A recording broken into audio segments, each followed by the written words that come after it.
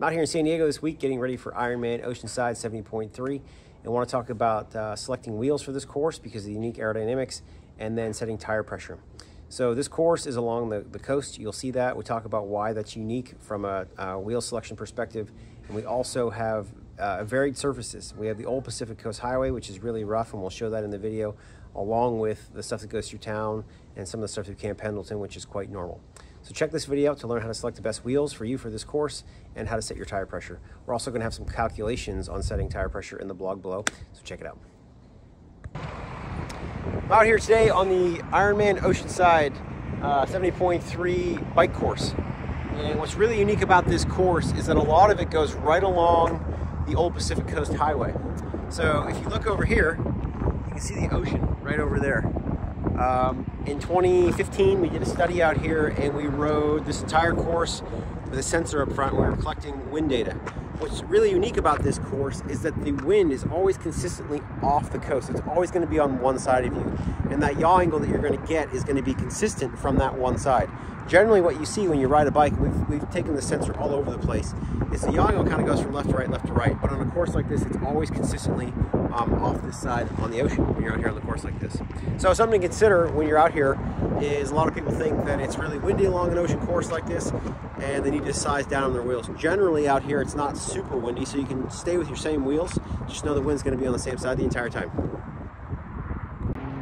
So this is another section of the course. This is the entrance of the old Pacific Coast Highway. And I really couldn't get a better help here. If you look at the pavement right here, it says rough and then up there road ahead.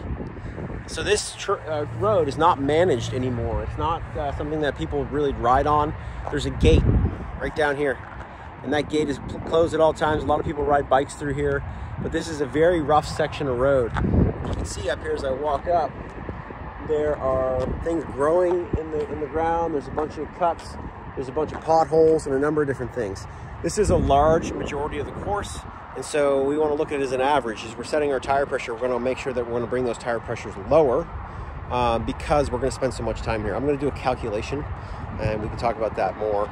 But yes, definitely make sure you are adjusting your tire pressures because of the roughness of this section of the course. This here is in transition. As you come out on the bike, you're going to see this sort of pavement right here, which is actually quite normal.